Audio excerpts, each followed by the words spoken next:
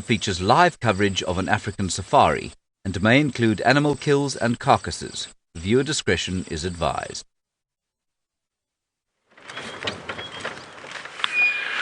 Welcome to a cloudy morning here in the African bush. We're on the fresh tracks of a female leopard. Stay tuned to see if we can find her. This is Safari Live.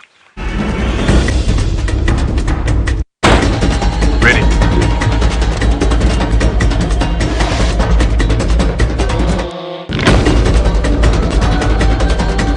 Standing by.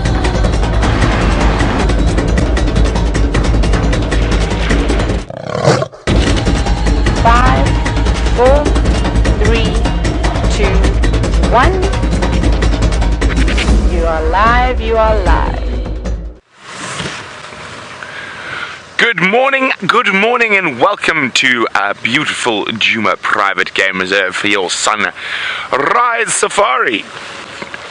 Now, just after we went off air last night, Jamie managed to find Karula on her way home, right next to camp. Now, we found Karula's tracks this morning. They headed down Philemon's cut line, then they've cut north towards Ingwe Ali and Chelepan. But because of the rain last night, it's going to make tracking incredibly difficult. So we are literally going at snail's pace. There's a Duiker. VM has spotted something. Oh, there we go. Sleeping behind the bush. There we go. A little female Duiker. Definitely going to be keen to avoid. Oh, off she goes. Avoid Karula. Now, I'm hoping the tracks come out at this next junction. If not, we're going to check down towards the Mwati River. And that's a good place to look for tracks after it's been raining, the nice soft sand.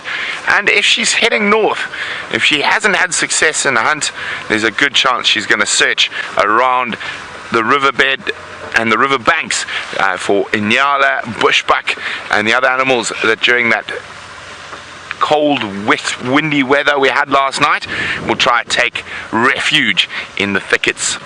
Now, of course, it was perfect hunting weather for a leopard or lion last night with the strong winds and grey skies, so not a lot of ambient light around, and we're hoping that she's had some success. So far, no tracks coming out just here. If we get no success down through here and into the Mwati River, we're going to go back to last tracks, check Ingwe Ali carefully. Jamie's going round the long way to make sure she hasn't crossed to the south. Now, she might have crossed to the south to fetch cubs. You never know. Now, remember, this is 100% live. So we literally could find her around the next corner, or we might not find her at all. That's the joy of being live in the African bush. And remember the hashtag Safari Live, or questions at WildEarthTV if you would like to ask us questions. Now, of course, I'm not the only one out here. As I said, Jamie's also out helping us look for Queen Karula, the dominant female leopard in this area. So let's go say good morning to her. And a very good morning to all of you, and welcome on the Sunrise Safari. My name is Jamie, and this morning I have Gert on camera with me, and we are heading out, as Brent explained, to go and search for the Queen of Djuma. But since the Queen of Djuma can often be relatively elusive, I've decided that this morning is a no-pressure drive. We're going to go and see what we can find, the post-rain activities. I was chatting a little bit about this during the pre-show. The Queen has a way of showing up at the most unexpected of times, particularly as Rebecca says, drive is wrapped right there, right next to my car, as I drove 5 meters down the road. I have to confess, I blinked at her in shock a few times before I actually registered that she was there. She could, in certain patches of this very damp soil, I was chatting earlier, unless she's wearing ankle weights, she's probably not going to leave a footprint in the sand, and she's probably not wearing ankle weights. I think that's safe to say. Leopards do walk with an incredibly light tread, and on days like today, with the clouds in the sky and the damp soil, it can be very tricky to spot. We're going to have to get lucky in order to see her, but there's all sorts of other things to see, and I'm hoping for tortoises and insects, and I did have an antlion for you, but it flew away.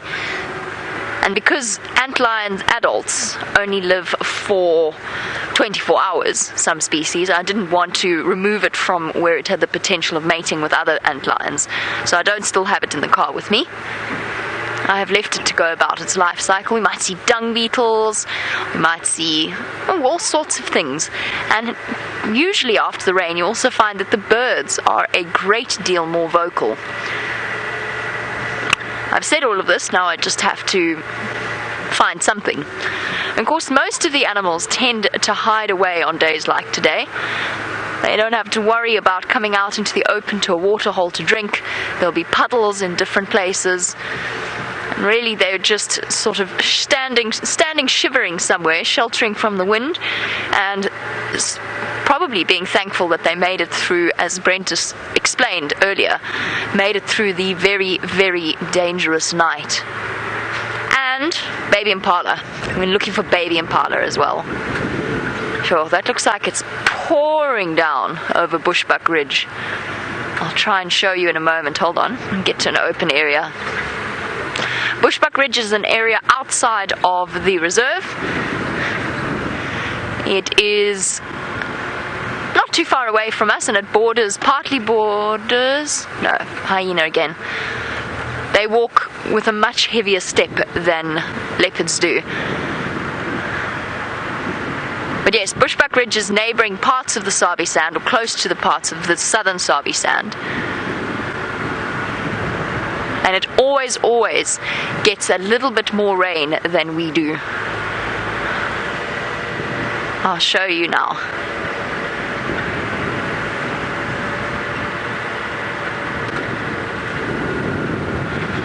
Sure, you can't even see the mountains. Usually when we look across to the west of us in this direction, we can see the imposing silhouette of a mountain range known as the Drakensberg, which is an exceptionally large mountain range that extends throughout the country. And at the moment, all I can see is cloud and mist and rain. I think there's a very good chance that there will be more the further into the day we go. I hope there'll be more. What often happens is we watch the rain go past in that direction along that band.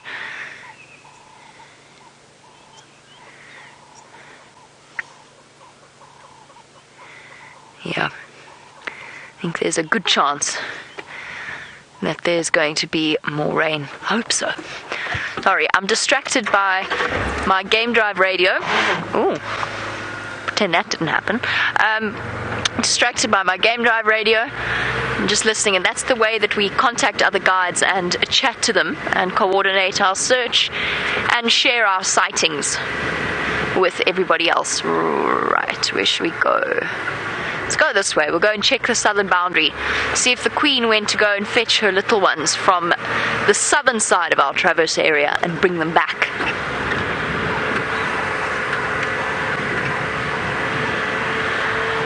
Birds are too quiet this morning. Okay. This is relatively loose soil, so we should see if she's here. The reason I'm not trying to track down the hyenas, for those of you that are hyena lovers, yesterday at the end of the sunset safari we had the spotted hyena around Sydney's Dam, which is north of our boundary. They disappeared very quickly. Now the reason I'm not trying to track them down from these tracks is it's almost impossible to track a hyena. They move much faster and more deliberately than the cats tend to. The cats tend to walk, lie down, have a little bit of a snooze, get up, walk some more, lie down, have a bit of a snooze, and rinse and repeat, whereas hyena go straight. And unless there's a kill or something around here, which judging by their tracks there isn't, it's just one set of tracks moving north, it's probably just a hyena making a beeline back towards Buffelshoek and Manuletti. Okay, I think we're going to have to take the main road. There's no way I'm going to see tracks on this fire break. And yesterday, of course, just finishing off our summary of yesterday's wonderful sunset safari, we were on Cheetah Plains and we were treated to an incredible surprise sighting. It was as much a surprise for me as it was for all of you, but a surprise sighting of the brand new weeks-old Styx lion cubs. It was absolutely wonderful to see them, especially after all the Styx have been through. So cute. Michael, you want to know if I know where the Styx Pride went? I don't, but we will find out from some of the other guides who work on cheetah plains and who are based on cheetah plains. So when Mike and Ephraim they're up already. We're guides, we're up already. But when they get out on the road and when they move into the northern section of this reserve, we'll be able to find out from them if they are still there. And if they are still around, and the weather looks like it's going to hold, because I took a little bit accidentally, I didn't realize I was doing it, but I took a little bit of a chance yesterday with the rain. But if they are still around, then we'll head back in that direction.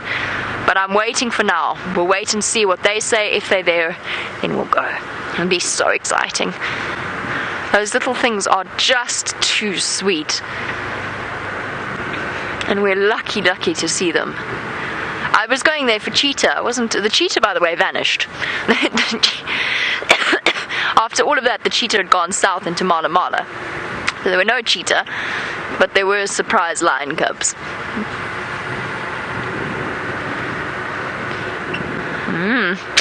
I think that Brent and I have had a similar thought as to where the queen might have vanished to.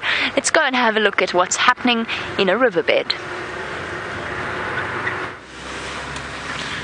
Now we're just double checking that she hasn't popped down into the Mawati River. We've checked up to the north as far as you can drive in the riverbed, and there's no sign of her tracks coming down. This is actually one of her favorite paths down through here and into the river, but no sign of the tracks here. So we're going to check a little bit further to the south before heading back towards the area where we had her last tracks. Now, outside of the soft sand areas, Jamie's 100% correct. Karula's going to need ankle weights, or we're going to need some extra human vision to spot the tracks today. But I think VM and I are on it. Of course, and we are very happy to be tracking leopards. Now, VM and I had a discussion this morning. What are we going to look for, lions or leopards? And VM, I said, let's go look for lions. VM said, no, he's feeling leopard. So when VM's feeling leopard, it's generally a good sign we're going to find one.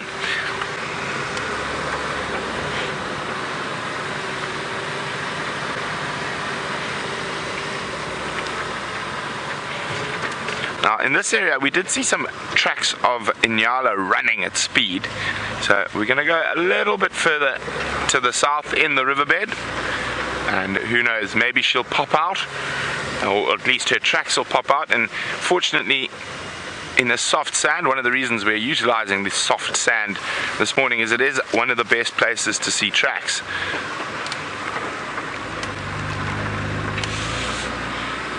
See, there's the antelope running tracks, you can see there. They're very indistinct because the animal was moving at speed. Could it have spotted Karula is the question.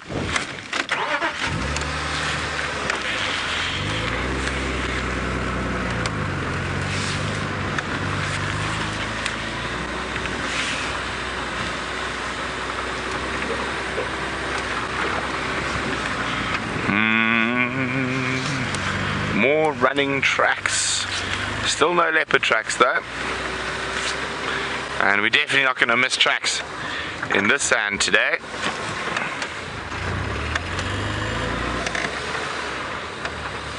We always check these major game paths coming through.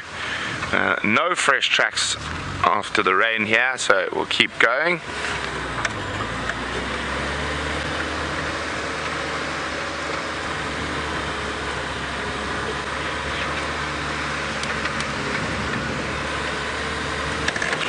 Now, of course, we've been forewarned about this deluge that's coming. Maybe yesterday was just a pre-warning to what is awaiting us over the weekend. Yeah. I think if we get 120 millimeters in a day, we'd be underwater right now. We have a very distinct track marching down the riverbed there. And you can see very, very close together footprints. In lots of parts of Africa, they form highways. And let's just get everyone's brain on the move and see who knows what track is that, what animal walks like that. Very small shuffling footsteps. There we go. If you know what track that is, let me know. Hashtag Safari Live on Twitter or questions at WildEarthTV on email. Now we just got to hope that they were early, but they looked like they were quite early this morning, so we got to hope that they don't obliterate Karula's tracks. If she came here, of course.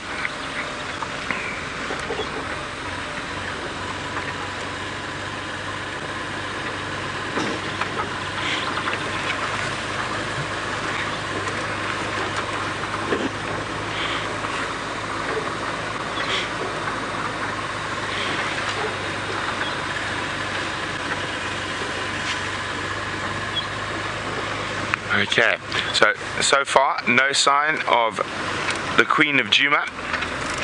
So let's head back towards where we had her last tracks. As I said, Jamie's checking around the edge to make sure she hasn't crossed out of our traverse area.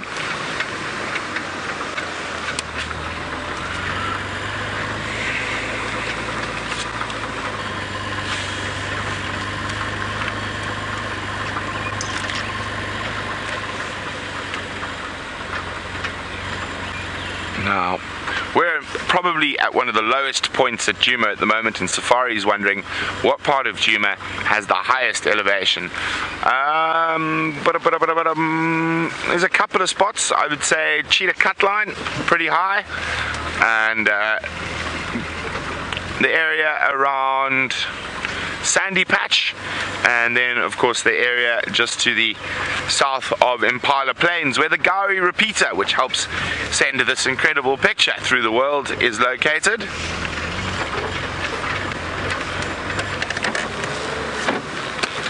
Okay, no sign of her in the Moati, so we're going to head back towards the last tracks, and fingers crossed maybe there's a tree climbing Impala or a tree climbing Duiker.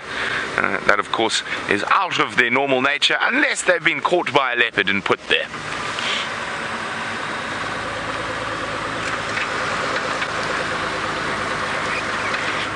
I'm relying on my many years in the bush to hopefully see a track today, and it is going to be reasonably difficult.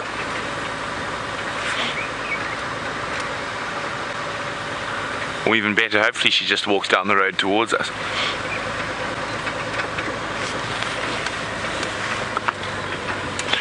So even though it's quite grey, it's not that cold.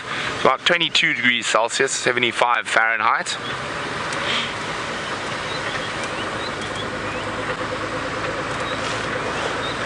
Clouds are quite high, so no sign of rain at the moment, but that could change in an instant.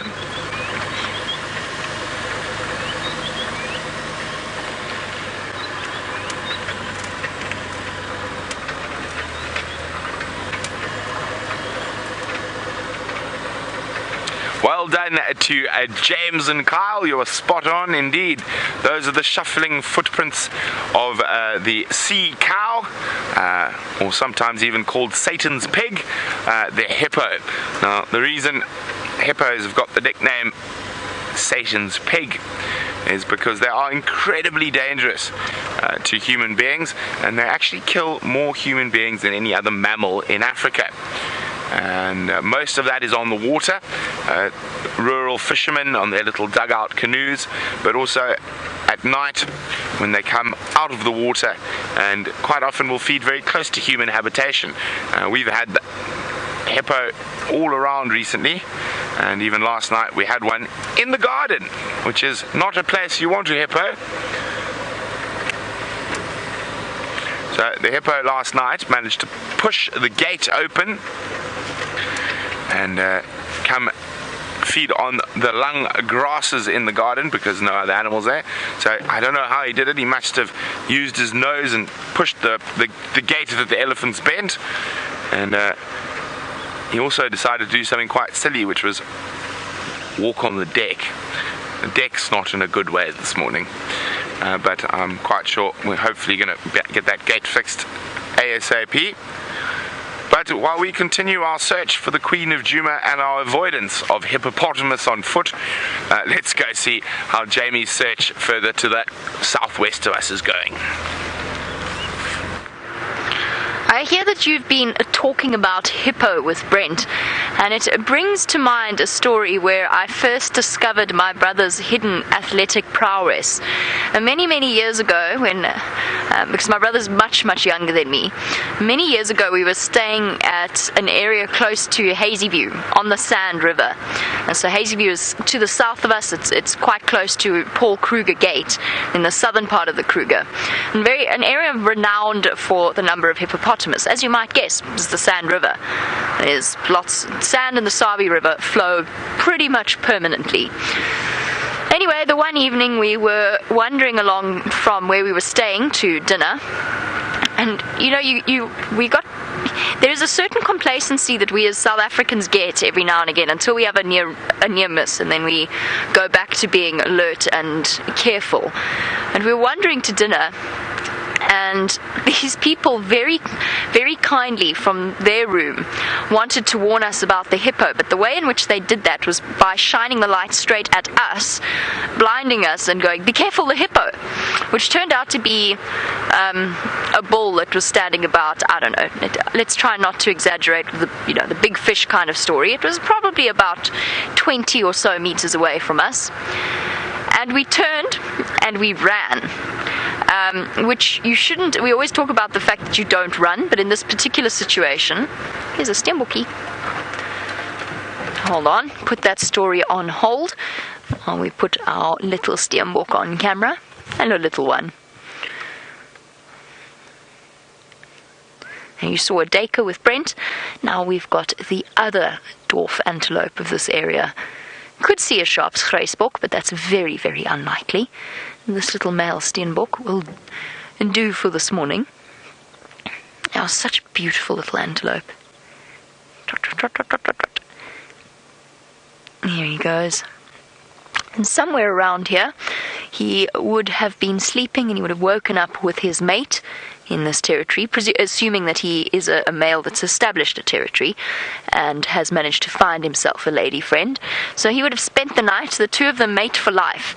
So they would have, and it's actually quite a lovely story, they would have spent last night cuddled up together next to each other in some dense vegetation, and then they wake up, stretch, groom each other a little bit, and then off they go in different directions. Not far from each other because their territories aren't that big, but they'll go off and they'll go forage all by themselves, but always sort of within a distance that they know. They're aware of where their mate is. I can't see him anymore. Can you see him? You can. Oh, awesome. So there's the little boy with his dagger-like horns, and presumably the little female is somewhere around here. Might be a young male in search of a territory and in search of an opportunity to mate with a female. That could be. We can't make too many assumptions about him, but there are. Sorry, that's my fault, not Gert's fault. I just haven't taken my foot off the brake. There are the dwarf antelope. The dwarf antelope are all monogamous. So they live together in monogamous pairs, which is quite unusual. And there's actually not that many mammal species out here that adopt that way. That's that kind of social structure. Jackal, dwarf antelope, wild dogs to an extent, but even then, a little bit of stuff, a little bit of mating will occasionally happen on the side, especially with the beta female of the pack. Anyway, back to the hippo story. My brother has always been, he's very, very bright. So he's focused a lot on academics and music, and he hasn't necessarily pursued the sports kind of activities. But I have to tell you, I don't think I have ever seen him. I mean, I was 8 years older than him at the time. He must have been about 10. I have never seen anybody move that fast. My mom impressed me as well, actually, both of them. It's quite extraordinary what you discover about a human being's athletic ability when push really comes to shove. I ran behind a big tree and stopped to check that everyone was okay. They were practically back in Johannesburg by the time they stopped running. And unfortunately, my poor dad had got the full brunt of the other people's spotlight. So he's obviously got bright flashing lights whenever he blinks his eyes. He didn't see the hippo at all. So he's still standing there going, where? What hippo? Shame. It was an interesting experience. We laughed about it afterwards. But an important lesson to, first of all, always carry torches. And if you ever find yourself in a position at night that you're trying to warn people about something, preferably don't shine your light directly at them. Ideally, you shine it on the animal, but rather than shining it straight in their eyes. Woodlands. Good morning. Feels like they never left. All of a sudden, the air is constantly filled with the cry of the woodland kingfisher. Come on, everybody's calling around you. One more time for us.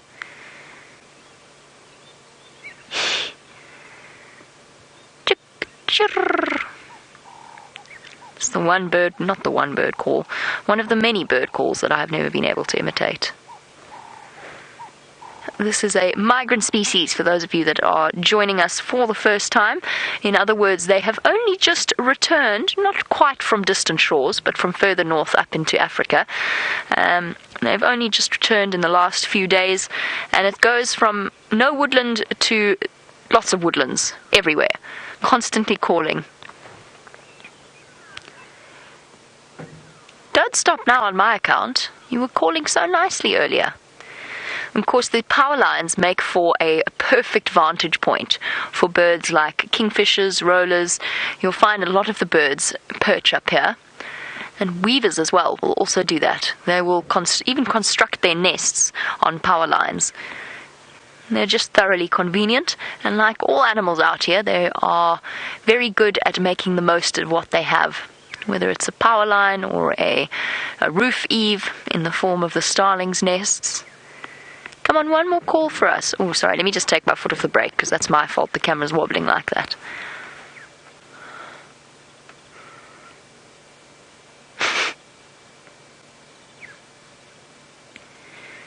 Not looking as bedraggled as I expected. I don't think it rained at all last night after we closed down our sunset safari.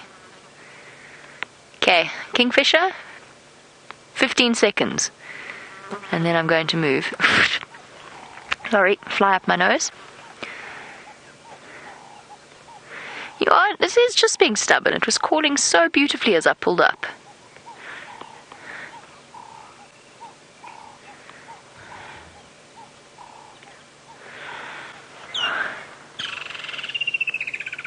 Yay! There we go. Such a pretty call. One more time.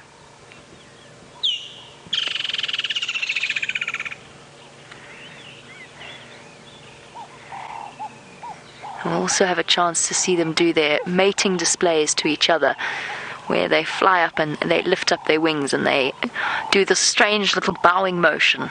Can't describe it, you just have to see it. Especially since I cannot imitate their calls. Now, Amka, you wanted to know if any of the birds here will migrate from Asia. Amka, I don't know if you've ever heard of Amur falcons. A-M-U-R, Amur falcons. It's the largest migration of any mass migration of any predatory bird or any raptor. So the Amur falcons travel all the way through India, through to Africa, and then down to South Africa in these massive groups, millions of them collecting, often following things like insect explosions, termite explosions, and bat migrations as well. The two of them are linked. So that is one type of thing. Steppe buzzards and steppe eagles come through from Russia, from the steppe mountains in those areas. What else am I missing? I'm sure I'm forgetting something. Steppe buzzards, steppe eagles, Amur falcons. I have not brought my bird book out because I was worried about it getting thoroughly drenched. I've already wrecked several books, bird books in that manner. I'm going to think about whether there are other species, but those are the ones that immediately come into my mind. So yes, there are birds that do migrate from Asia. And then of course we get the swallows, the bee eaters, and shrikes as well, all coming through from Europe, storks. And then a lot of our birds are intra-African migrants, so they come from Central to Northern Africa. We get arrivals from all parts of the world here in South Africa.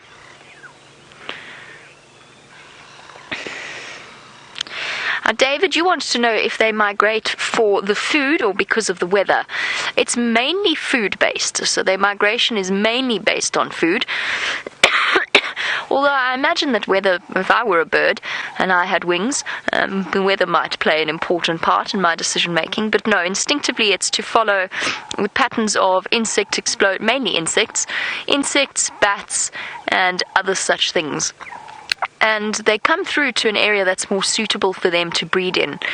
Of course, you do get migratory species, and this I only learnt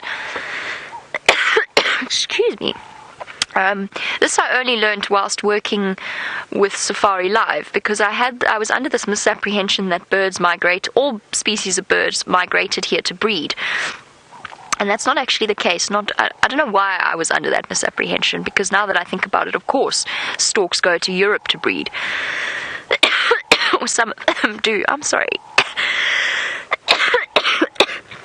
I've got a tickle in my throat that I can't get rid of. And red-backed shrikes also do not breed when they come through to South Africa in our summer. And the reason that we do know that it is largely food-based in terms of migration is that because last year, during our drought, or during the time of the drought, there was very little insect, very little seed activity, very little for the birds to eat. And as a result, we actually... The species arrived initially, and then they slowly but surely disappeared. The Deirdric's cuckoos, the Clausus cuckoos, all of them, not all of them, but we didn't have them in the numbers that I would have expected during our summer months, and that's because they moved to areas closer to the mountains where there was more food available. Hey, little woodlands, you guys are loyal though. You're always here. Always around. Now the next kingfisher to get on camera is a pygmy, also intra-African. Hopefully they will be popping round to Inge's pool in the not too distant future. There we go. So Rich Levi, you want to know, well, we've got these arrivals, where have they come from? Towards Central, and then maybe a little bit into Northern Africa, but not so much, so it's more around the sort of Central African areas. That's where oh my goodness gracious. There's something in the air, clearly. So that's where they'll move from. So it's not one of the biggest, it's not in terms of distance, it's not the longest migration, but they will come through from the Central Northern Africas. I think they actually will stay in Zambia, so it can be as far south as countries like Zambia and northern parts of Botswana, but it's more towards Central Africa that they go to during our winter months. And of course, the closer they get to the equator, the less of a sort of big difference there is between winter and summer. Whereas South Africa, we're quite far south, so we do get quite a large difference, and our animals adapt and change as a result. All right, Mr. Woodlands, thank you, or Mrs., thank you for calling. Sounds like a call center.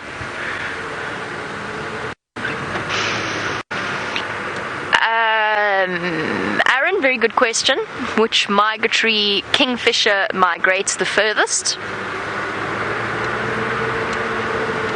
Sorry, I'm thinking. I'm trying to think.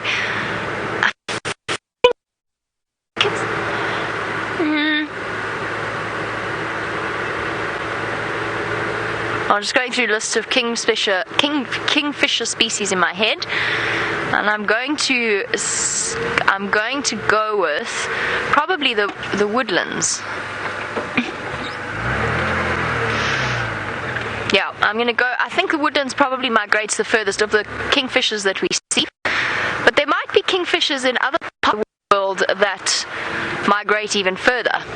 Sorry, I was just looking at what I thought was a track, but it wasn't.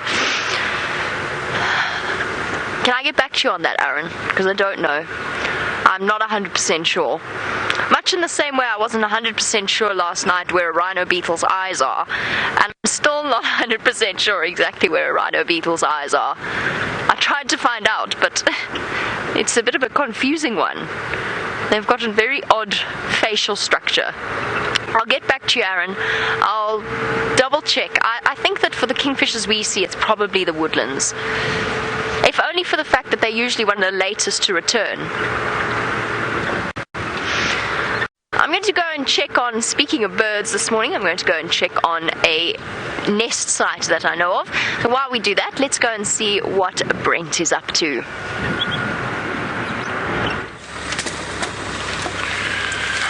Okay, so Karula did a bit of trickery on us, and she actually just sort of moved through the bush very close to the road. We lost the tracks again just down here.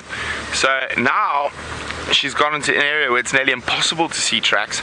So now it's time for a bit of gambling. We're spinning that wheel of fortune and heading towards an area she spends a lot of time. I just want to check exactly where Djuma is.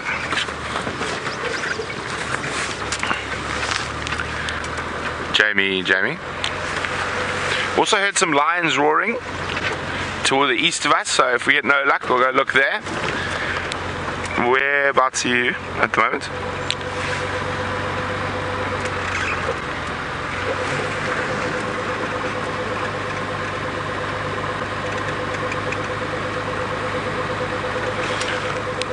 Okay, copy out. Last tracks seem to be heading south in the block between Weaver's Nest and that Skabanga Road, but I can't find anything coming out, so I think that's a good idea. I'm going to check Philemon's to Shabam. Did you find any tracks on the boundary? So we're just coordinating our movements.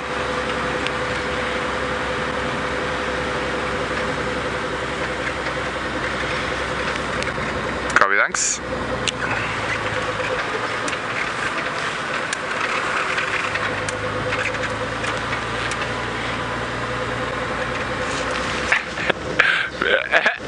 So Judy H has got to know us all quite well over the years, and VM is not a fan of the giraffe or sunsets.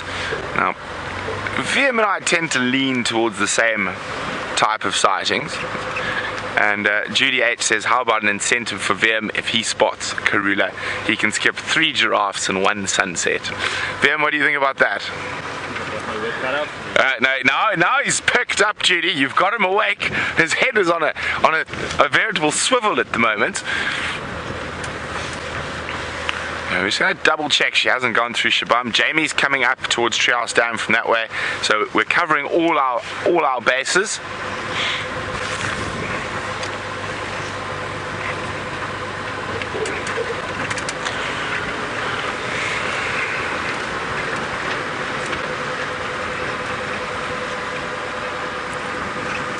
You can see there's not much else out. I haven't even seen an Impala yet this morning.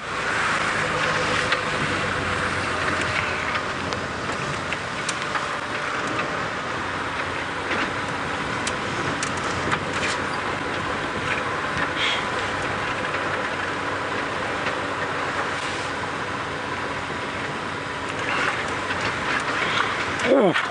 Sosman Sparkles has come up with a brilliant question, and it's where do I think in Africa has the most variety of antelope species? Sure, now that's an interesting one. So generally you've got a lot of the same species throughout, and your greater kudu, Impala, wildebeest, Duiker, Steenbok. What other antelope? Bushbuck. Bushbuck occur everywhere throughout Africa. I don't know. I think I'm probably going to have to go with somewhere in the Central African Republic. There's just before I joined Safari Live, we were actually planning. What's that, Vim? No. I was a part of a team that were planning to go up to Central Africa and document this particular area for the formation of a new national park. But then, unfortunately, the political and demographic of the country changed very much, and violence became very, very hectic, and it became unsafe to go into those areas. It's also an area where the Lord's Liberation Army operates, which is basically a private army by the Joseph Kony is the head of that. Apparently he's dead now and his son's taking over, but still very, very unstable and violent part of the world. But it is an incredible part of the world because it's one of the few places where rainforest meets open savanna. So you've got bongos and eland, and you've got cob and forest duikers. So I'm just trying to run through my head how many different antelope species you can get there. I mean, obviously the two big ones is Lord Derby's eland and bongo. You've also got chimpanzees and gorillas and lions and cheetah in the same area, and wild dogs. So it's a really fascinating area where the forest ends and it comes into this sort of mosaic and then into proper savanna. So it's right on the eastern side of the Central African Republic. Still a place. I will get there one day once things have calmed down a bit. But let me just think about this now. So we got bongo, eland, greater kudu. I think about Miombo species, hartebeest, Impala, normal duiker, grey duiker. I'm not sure about Steenbok, but then you've got about 5 different species of forest duiker. Oh, where are you guys going? Big. Oh, they've flown quite far. And you got them on that bottom branch there. Right in the distance. There, I think it was. Oh no. Let me go forward a little bit for you then.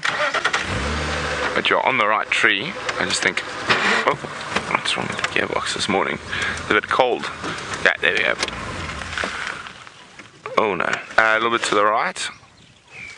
I think that terminalia is in the way. Okay. Through that gap. Oh yeah, then I can hear them. They're behind there. Oh, there we go. There they are. There we go. Ground scraper thrushes. Very noisy this morning. A pair of ground scraper thrush. Of course, they'll be loving the soft ground that they can pry insects out of. Okay, so I was trying to work out. So I mean, I think there's probably 40. There's bushbuck there. There was 12. Suratunga, 13. Water shiver tame. That's not really an antelope. It's a half antelope, half pig. Yes, I would say probably that's got the most diverse antelope species. Another interesting thing, it's got lions, chimpanzees, gorillas. It's a very, very difficult area to get to. One of the most rural and least explored areas left in Africa.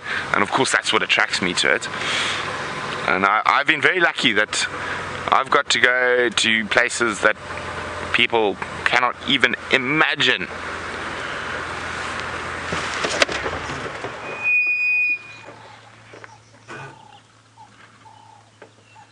I thought I heard an alarm call. I'm just listening quickly. Nah. Nope. So I've been very fortunate. There are very few people who have been into some of the places I've been in Zambia and in southern Tanzania and Gabon. Lots of rural places in Botswana and Namibia. Even places in South Africa that most people don't even know exist. Viam and I actually went to one of those not so long ago, up on the Luvuvu River.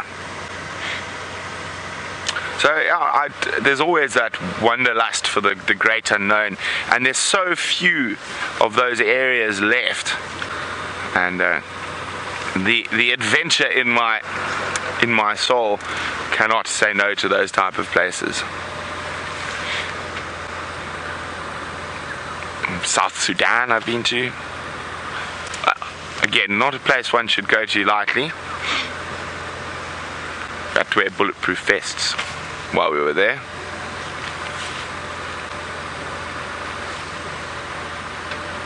Nothing like going to bed with the sound of machine gun fire. Of course, I'm joking. It's very unpleasant and quite stressful.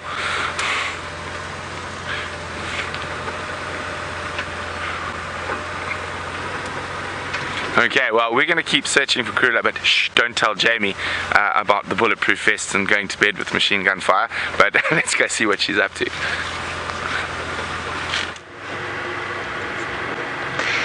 While Brent and myself carry on our search for the Queen of Djuma, I'm very much hoping to find a tortoise, and I'm quite disappointed that I have not yet found a tortoise. I see their tracks all over the road, and they, unlike leopards, tend to leave very, very prominent tracks. Sorry, I'm just checking.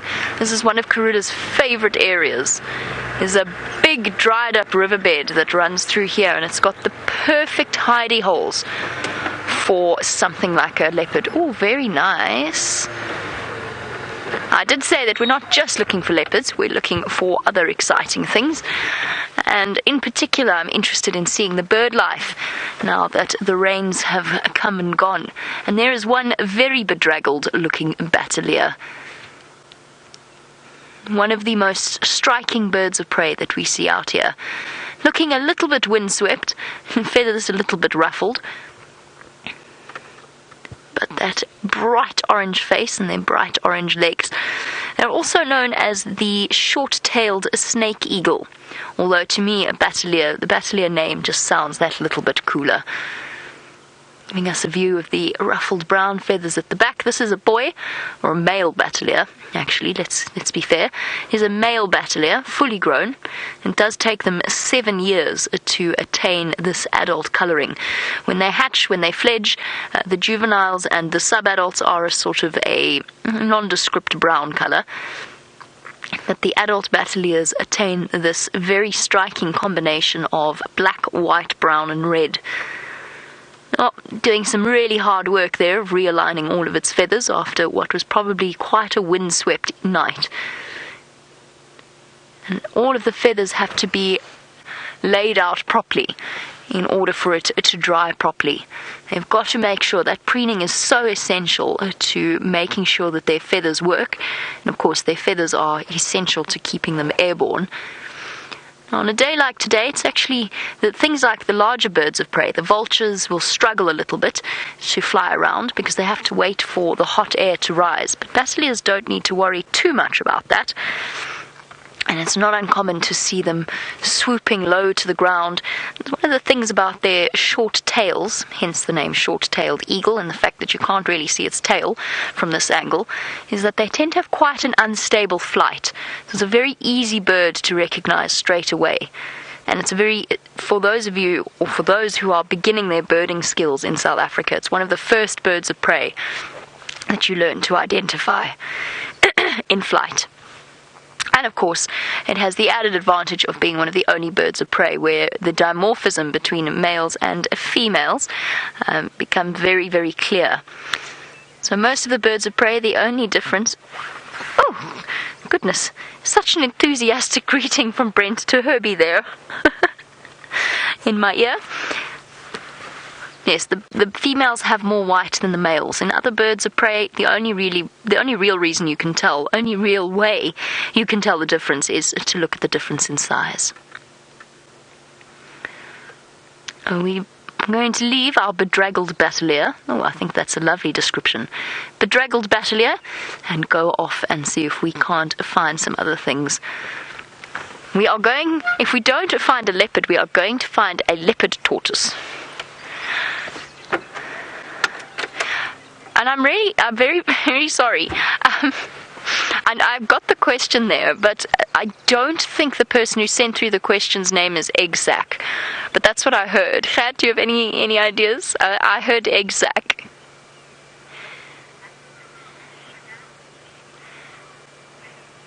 S-Hack. S-Hack? Is that right? Did I get that right? Yay! Sorry, sometimes it doesn't always come through that clearly. So S-Hack, not Egg Sack. You want to know if we have any parrots on Djuma. We do. We have mainly the brown-headed parrot. We do also get a type of parrot known as a mayor's parrot that you occasionally see more in the northern parts of Kruger. I used to see them much more towards the sort of northwestern parts, actually a province called the Northwest Province, up towards a interesting little town known as All Days. So we get brown-headed parrots here. We often hear them. They can be quite secretive birds. They often like to hide in dense vegetation, but I'll see if I can't find you a parrot, because we definitely do get them here. And every now and again you've got the chance of seeing a lost grey-headed parrot. I'm going to just give you one last view of this Bateleur, because this is quite a nice shot. It's difficult with the grey skies. You don't get the full impression of just how beautiful they really are. But he's giving us a really nice view of his wings, and there, of course, underneath his whitish greyish, it's actually a more greyish patch. In females, they have an extra band of white that sits underneath there. You can see the tips of his wings sticking even further out than the end of his tail. Now just bear with me 1 second. Herbert is trying to get hold of me. Standing by, Herbie.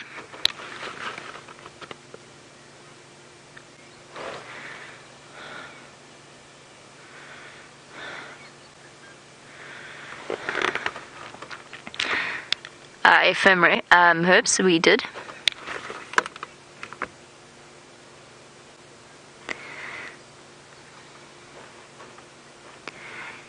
Striking bird. Okay, so Herbert is a Djuma guide who helps us out, helps Wild Earth out in terms of his tracking abilities, as well as the... Sorry, still listening to the comms, as well as basically a security detail for us when we do go out on walk. So what he does is he helps to make sure that we're safe. He's very, very alert. His bush skills are incredible, and he just moves slightly ahead of us to make sure that we're not going to be surprised by anything. Although a surprised leopard would be quite nice right now.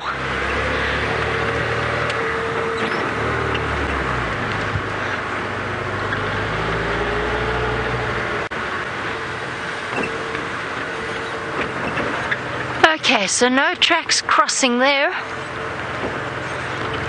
Let's go and try a road we call a pangolin track. So essentially Brent and myself are circling the area that he had the last tracks in. I'm trying to check it. She's such an all leopards are unpredictable, but Karula especially so.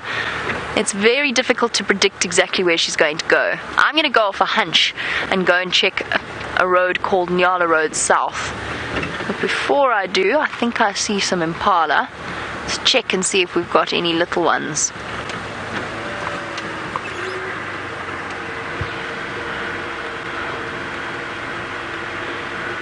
There's going to be an explosion of population very, very shortly.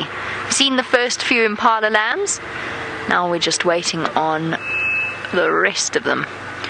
They're all looking a little bit damp, and unfortunately the vegetation has changed completely over the last few months. So sightings that might have been easy once upon a time have become more and more difficult.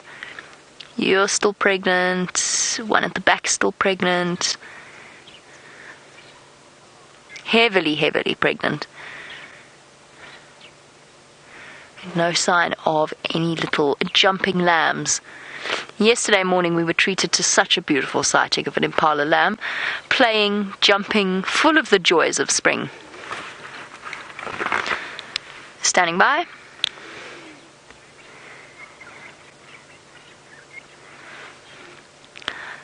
I know you're more than welcome to go.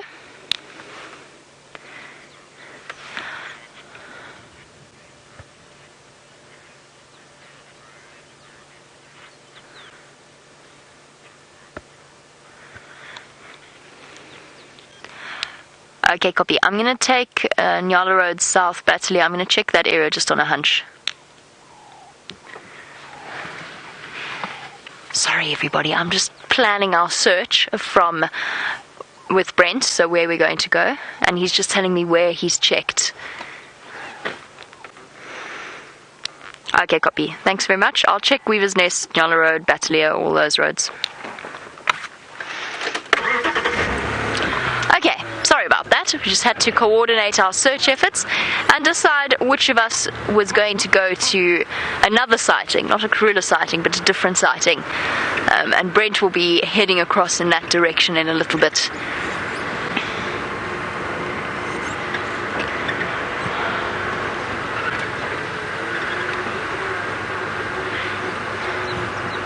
And Toby, you wanted to know if anybody has seen the first baby gazelle of the season. Oh, Homie, not Toby, Homie. I'm doing really well with all of your names this morning. I'm sorry. Homie, we have seen our first baby impala.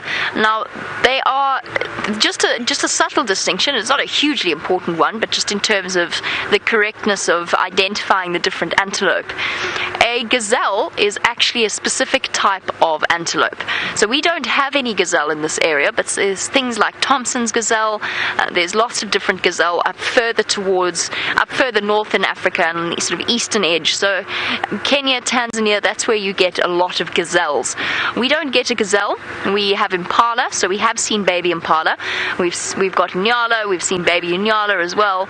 So a lot of our antelope have started to give birth, and there's a lot of little baby antelope wandering around.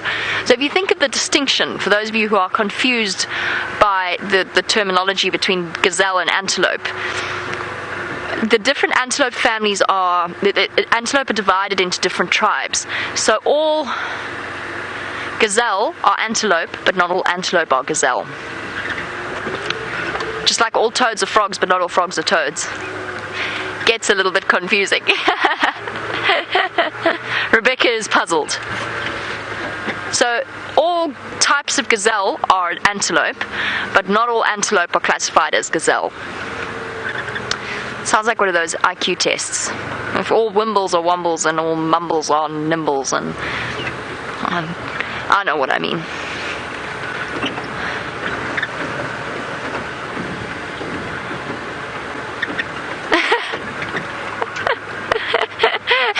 Ishak says that they're changing their name to Egg Sack. I'm so sorry about that, but I'm glad to hear that you took it in your stride. My apologies. Sometimes the names don't come through as clearly as we would like. And on that note, it's not just us out and about looking for things this morning. Byron is on foot. Let's go so that he can say good morning. Good morning, everybody, and welcome to the Bushwalk. My name is Byron. On camera this morning with me is Jandre, and then of course we've got Herbie with us again.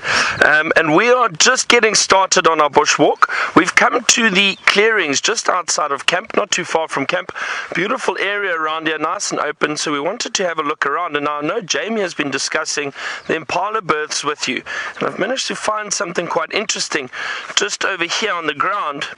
And if you look, there's actually a bit of blood around this area. Now, what this would most likely have been from is an impala birth, probably yesterday sometime. It has dried up quite a bit, and we did have rain last night, so I don't think this was during the evening. It was yesterday, but this is most likely some blood left over from an impala birth. And the reason I also say that is because impala do prefer giving birth out on the clearings. It's nice and open, so it gives them an opportunity to have a look out for any potential predators. They are extremely vulnerable when they are giving birth, so they can give birth out here. The lamb has got a few minutes to basically find its legs and get up and start moving around, which is incredible. The impala lambs, it takes them about 5 to 10 minutes before they're able to get up and run around and stick with the female. It's incredibly quick. If you think of an animal that's got to give birth for that short space of time, to get up and run around is really incredible. And of course they have to do this for safety. As the animals, especially these impala lambs, are born, they are very, very vulnerable, and predators will be watching out for them and looking for them. So they need to be able to get up very quickly and move around with the females and keep up with them. We are going to continue through the clearings and see what else we can find. There was some guinea fowl with us earlier, walking along not far from us, but they seem to have disappeared. And I'm actually very excited about the bushwalk this morning. Because of all the rain last night, I'm hoping that we find a lot of interesting little insects. Maybe some scorpions, maybe some more spiders, who knows what else. It is still very, very cool.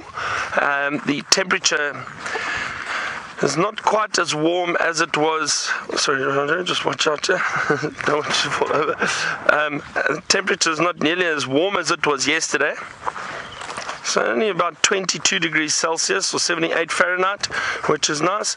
I just spotted something over here which is quite interesting. And we always speak about termites, but they are such fascinating creatures. Now this piece of wood has fallen over just a piece of a branch that's broken off. I'm not too sure, possibly from this marula tree behind me.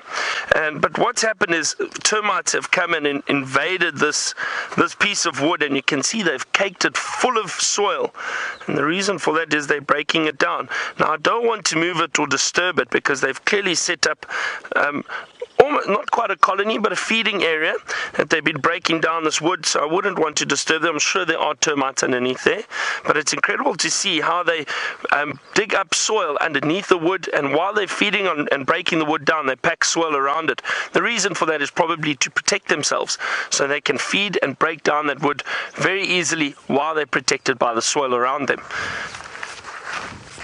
A lot of impala dung around here. Again, just that goes hand in hand with our theory of that impala birth, or that bit of blood that we saw back there.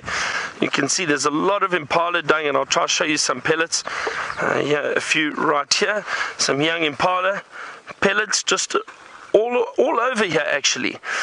And again, for safety, there are a lot of these antelope species, impala, wildebeest, they'll all come out onto the clearings basically for safety, so that they can keep an eye out for predators and also warn each other if there is any danger around. Also get zebras coming out onto the clearings, which again, hand in hand, more animals around, they're able to keep an eye out for predators.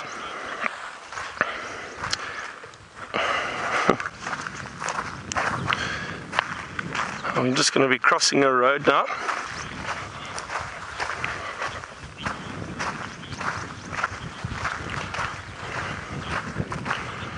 Kenny, interesting question about the weather and how it affects the prey species, and are they more vulnerable in this weather? So Kenny, we discussed it yesterday, and we saw a little bit, we saw a male lion. He was resting in the rain. And you want to know if the prey species are more vulnerable in this weather. Now, when it rains, it does mask the smell of the predators, and also covers the sound that they would make. So a lot of prey species would need to be very, very careful just of basically looking out for predators, because they can't hear them and they can't smell them. So what happens is, in weather like this, they may be slightly more vulnerable, because if it is windy or if it is cooler, they might not be able to pick up on the scent. But I would say more so in rain, not really in weather like this. They would still be able to keep a lookout, and they'd probably pick up on the sound of some animals. In the rain, though, yes, they would definitely be more vulnerable. Not so much because they are cold, and you wanted to know if the cold affects them. No, the cold wouldn't affect them. These animals adapt to the different weather conditions and climate that we have around here, so the cold wouldn't affect them at all. They'll still be able to move very quickly away from predators.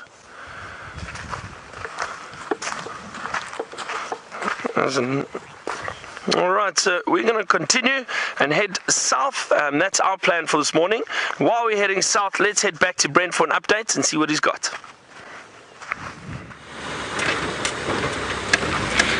Look at this, isn't that wonderful? As you can see, a very distinct elephant track in the road this morning, heading towards the east.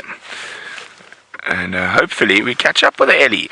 But I heard that something happened after dark last night, and it is interesting news, but I'm not going to tell you what. We're going to wait till we get there. While we meander towards that direction, chatting about different parts of Africa that I've been lucky enough to travel to. And so I lived in Botswana for over 10 years. I actually lived in the Okavango Delta, and the Okavango Delta is relatively well explored, but there's some incredible things you can do. There's a thing called the Trans-Okavango. That's where you start from the Namibian border of Botswana, where the Okavango River comes into Botswana, and you go through the whole Okavango River on boat, and end up in the town I grew up in called Maun, which is sort of the gateway to the Okavango. It's where all the safari lodges offices are based. Hello, little cold one. Oh, he's going to run. And off he goes. Choop, Steenbok. So quick. And some of the harder to get to and more interesting parts of Botswana are well off the beaten track. So everyone knows about the Okavango. There's an incredible place though called Thuyaba. Thuyaba, well, for those of you who don't know much about Botswana, most of Botswana is very flat and very sandy. Kalahari Sands, Kalahari Desert. But now in that desert there's a place called Thuyaba, and you approach Thuyaba in this massive ancient riverbed. So from many hundreds, thousands of years ago, suddenly you've just got these cliff faces, and I mean they're good 4 meters high, and this massive riverbed. And as you drive up this riverbed, you come to a group of hills called the Thuyaba Hills, and it used to be called the Drotskys Hills, and that was the first European to find them, but the local sand name or bushman name is Thuyaba, and there's incredible caves there. And we went with a very good friend of my dad's who makes IMAX movies. As kids, we went along to quite a few of the different. What have you spotted, Vim? Oh, what Jamie was looking for. That's a Speaks Hinged Tortoise on a mission. Off you go, little guy. Oh, he's a highly mobile tortoise. You can see that little hinge of his back there. So he's able to close up the back of his legs. Oh, he's going to head into the bush where he feels safe. There we go. So he's pretending we can't see him now. I'm just a stone under a bush. I'm not here. Very cute little guys. Now, of course, the tortoises, after a bit of rain, are going to be up and about, and they've come out of a long dry season where they've been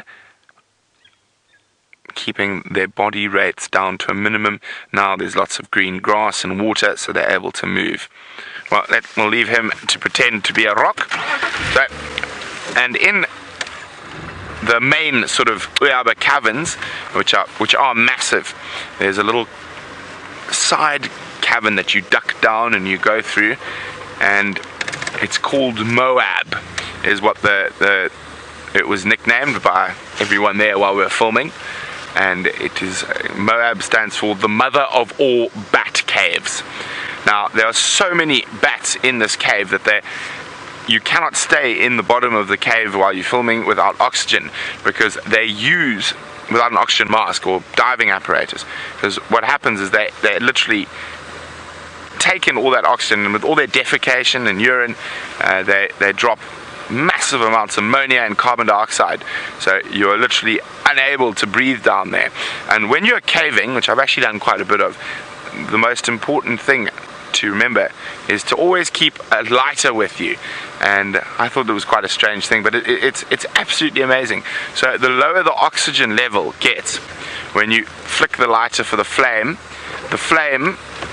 so if you're out here in this perfect, out in the open, if I light a lighter, the flame will start at the base of the lighter all the way to the top. But as you go deeper underground in those caves, as you light a lighter, the flame, there'll be actually no flame and then a flame above. So there's a gap and then the flame starts. So that's where the oxygen's burning off. It's really, really interesting. And there's a whole bunch of cave systems around there. We went into Pristine Cave. Less than 100 people have ever been into that cave. And incredible stalactites and stalagmites and helictites and helicmites, crystal white and beautiful. We managed to go down until we actually ran out of oxygen there, and we had to come back up because the caves got too small to actually take the breathing apparatus down with. So I think they have explored further now since then. And then my favorite cave was Bone Cave, and we went about 125 meters under the ground. And Bone Cave is basically a series of collapsed caves. So for the first 70 or 80 meters, you're on your back, sliding between rocks with the old cave roof just above your head.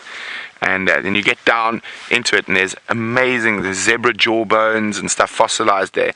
But the most incredible thing about Bone Cave is there's a complete aardvark skeleton that is busy being fossilized. They reckon it's about 100 years old. So there are these sort of old volcanic sort of lava tubes, and this aardvark fell down one of them and just died right there. And slowly, as the stalactites drip water on it, it's starting to fossilize. But it's a complete perfect aardvark skeleton, and that's in a very, very hard to get to and little known part of Botswana. But now we've arrived at the surprise.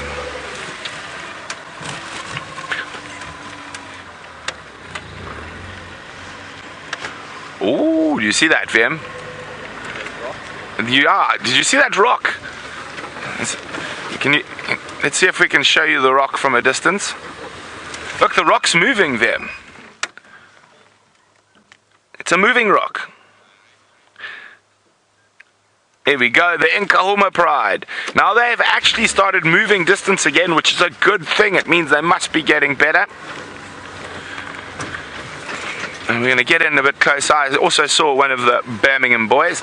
So Rexon said last night after the rain, they caught buffalo. I know they shouldn't be eating buffalo, naughty Nkuhumas, but maybe the buffalo are in a bit better condition.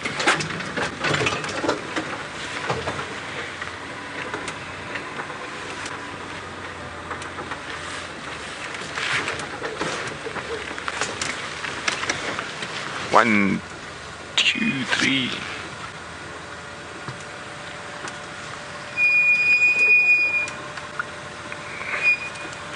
So there we go. Well, they've made short work of this buffalo. If they caught it last night, it's nearly done already. I know why. Because that is not the authority. That must be Tinyo. The authority is lying over there by the looks of things. So 2 males, all 5 lionesses. I'm going to do a cub count shortly, but I'm going to have to move around a bit to count the cubs because I think they're lying off at the back. So let's move out a bit. Well, there's one cub. Oh, look at that. It's one looking very fat and happy cubby. So there's 2 cubs that I can see on the carcass.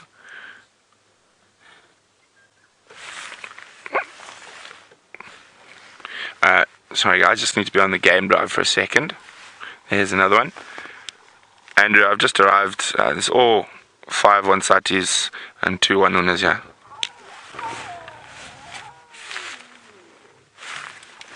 Over, make your way. There we go. Munching, munching, munching. Isn't your belly a bit too big to be eating anymore, little one? Now, it's amazing how a bit of decent meat and how quick the recovery is.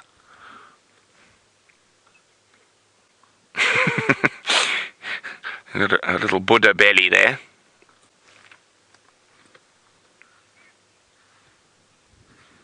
You probably find that 4 of the adults lionesses are eating now when there's so little left because of the 2 Birmingham boys have probably dominated this carcass for the majority of the evening.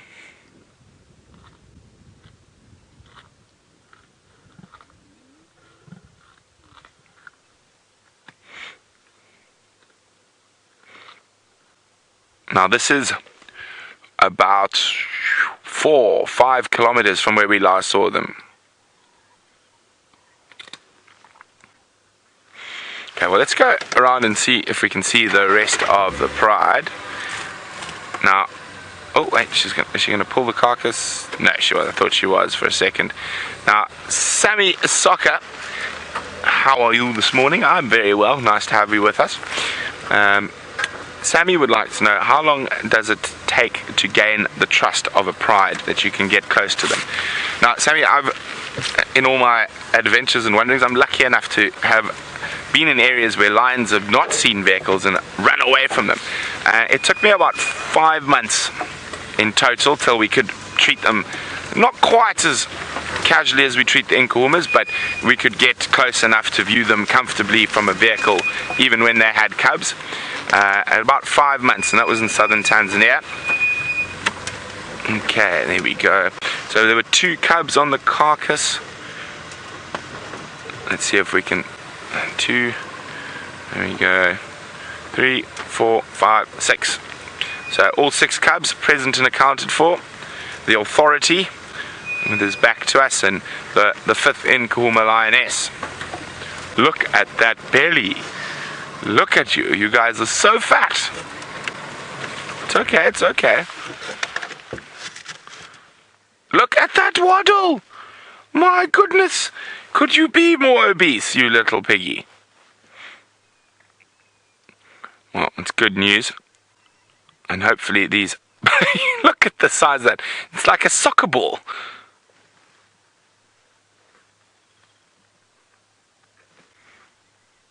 Actually, all of them look like little soccer balls.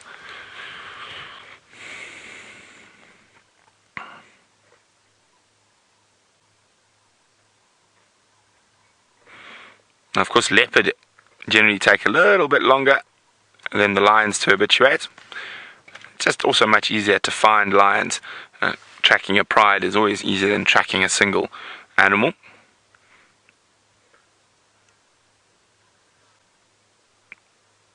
Tired soccer balls.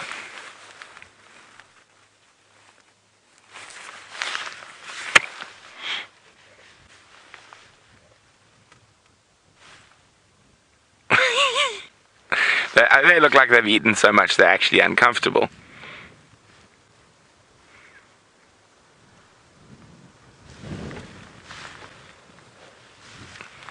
It's quite nice to see that they're moving distance again. For a long time they didn't move far at all. And the fact that all cubs have kept up with him is a good sign.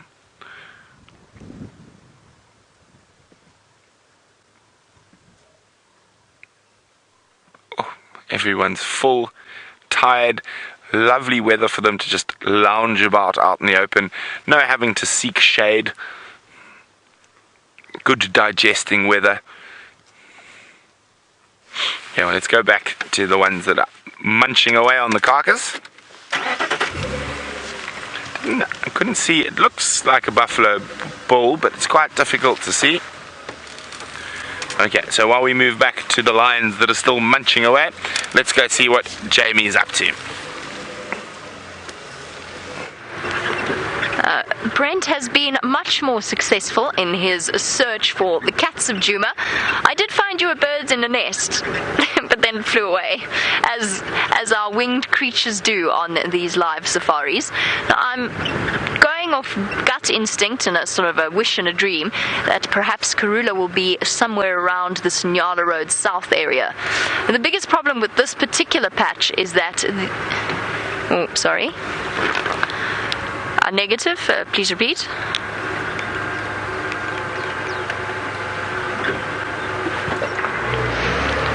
Copy, I'm on my way. I think we've just missed her. Herbert says there are alarm calls at Weaver's Nest Junction Elephant Carcass, which is exactly where we were 2 seconds ago. Not 2 seconds. 10 minutes ago. That's okay, that's how it works with the Queen of Djuma. If you miss your royal appointment, well, that's your fault, not hers. We're going to have to go racing through. We're a little bit further away than I would have liked. But let's see if we can't catch up with her. Hold on, everybody. It's quite a long way to go.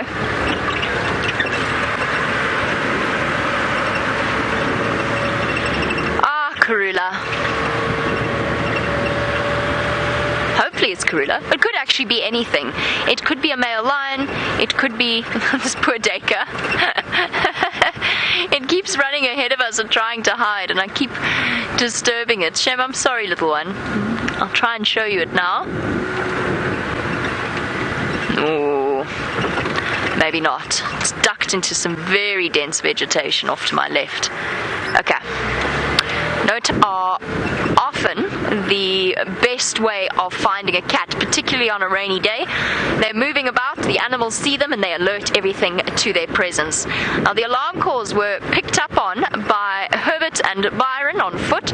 Let's go across to them so they can tell you all about it.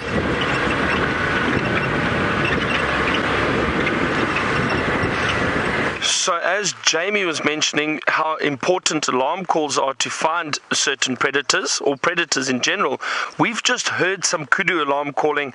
It sounded, I mean, it's very difficult to say or gauge exactly how far, maybe a kilometer or so south of us. So we're heading into that area. I'm not too sure what sighting Jamie is heading towards, but we're going to see if we can't follow up around there, and maybe we're lucky and we come across a leopard. We did have leopard tracks earlier crossing a road. So I'm thinking that these kudu have possibly spotted a leopard walking through the bush. Maybe it was Karula or heading off towards the cubs, where she left them, maybe to go and fetch them. Maybe she killed something last night.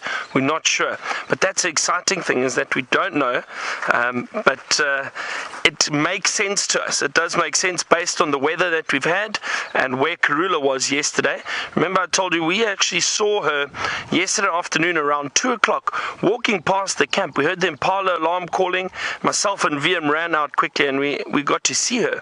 She disappeared, though. We tried to look for her in the afternoon and we couldn't find her. And Jamie, on her way home last night, bumped into Karula lying just off the side of the road. So she'd obviously been hiding in the drainage line during the day and probably trying to get out of the rain. And then as it cleared up, she came out and perhaps hunted in that area. So we're not sure, but that it would make sense if that did happen. And now she's potentially gone and fetched the cubs and maybe heading back, who knows. But we've had kudu alarm calls, so chances are there is a predator around there. We're just moving through quite a thick area at the moment, and it is beautiful. I'd just like to have a look at this termite mound. Termite mounds are always fantastic to go and have a look at. You might get some insect activity. Maybe there's active termites around there at the moment, especially after the rain. And while I'm walking there, this is quite interesting. See, there's a pushed over tree, and this would have been done by elephant. But what is very interesting for me is, have a look here. You can see how this is actually fairly smooth on both sides. Do you see that? Just, it looks like it's been kicked.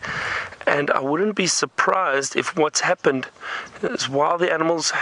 Sorry, I've just spotted something. Some impala just through the bushes. Moving through there. Can you see them? There they go. Just heard the oxpeckers. It's always very important to listen out for oxpeckers because they do sit on a variety of wildlife, not just antelope, but especially buffalo. And some of the larger animals we might get out here. So we do listen out for them to help us find these animals. We might not necessarily see them, but we can hear them. Getting back to this little spot that I've seen. So what I think may have happened is an animal, possibly an elephant or a hippo, walked. And as they walk, they lift their feet, but they're probably catching the side of this stump that's been pushed over this tree, and that is because it does look like quite a prominent game path. Animals have walked along here.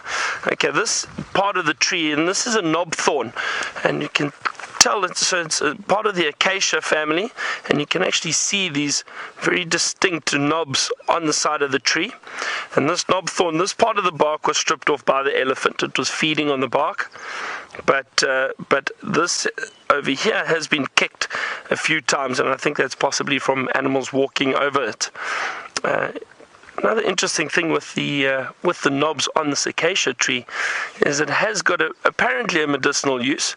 Some locals would use these knobs. They would carve off a node or a knob, and they would grind it up and put it in their mouth over a tooth if they had a toothache. I've never tried it. Fortunately, I've got a dentist, but apparently it did work. So I'm not sure, but it's interesting to find these little things that locals would use to help heal themselves or help cure ailments, and it's fascinating how they actually came up with these ideas and how they discovered these ideas that it helped. Apparently it did help, so it's interesting. We're going to carry on towards our termite mound.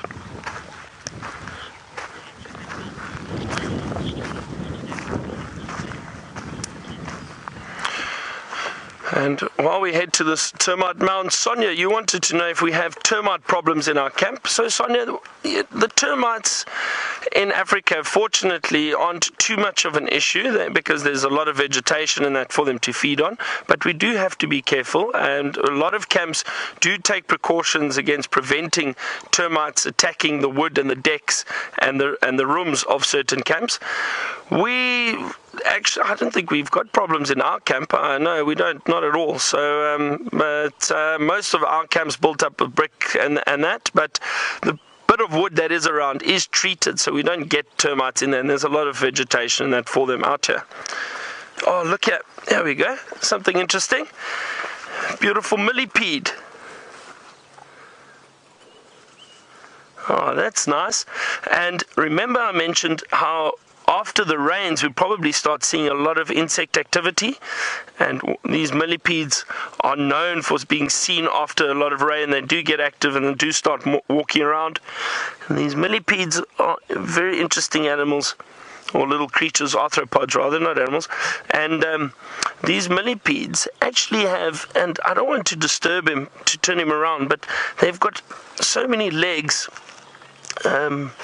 under the exoskeleton. They've actually got a number of pairs per segment. Now you can see clearly. Let me just try and get a little stick here to point it out. But you can see the segments of the body along there. And now the millipedes actually have 2 or more pairs of legs per segment. And the other day we managed to find some centipedes. Now the centipedes are different. They're flatter, and also they've got 1 pair of legs per segment. So the millipedes are different. They'll have 2 or more per segment, which is very interesting. And you might be able to see, like I said, I don't want to turn him around, I don't want to disturb him, but he's got a lot of little legs. Some of them are false legs. They just follow the other legs that are working, that are moving. But they're incredibly interesting little creatures, the millipedes. That's quite a nice big one.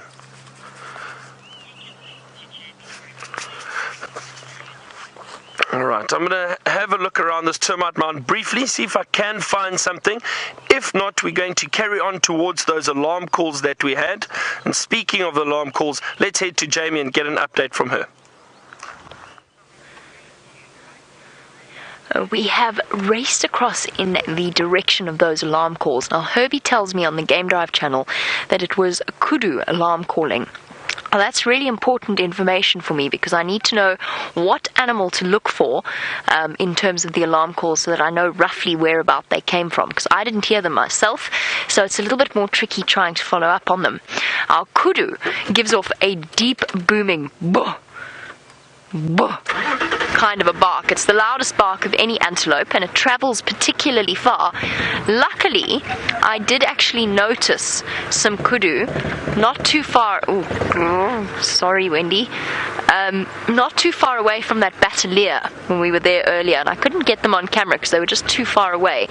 But it gives us a good idea. There could also be other kudu around, but it gives us a good idea as to where to start. So let's once more drive Elephant Carcass very, very slowly. That's the road, name of the road, by the way. It's not an actual Elephant Carcass, it's just the name of the road.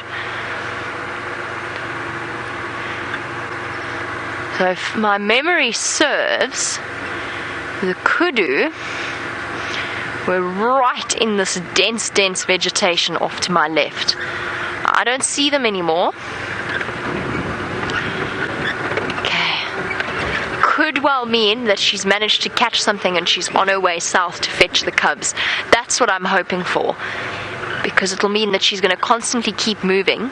She's not hidden, and that is a good thing because it increases our chances of finding her, and also increases our chances of other animals seeing her and giving the alarm.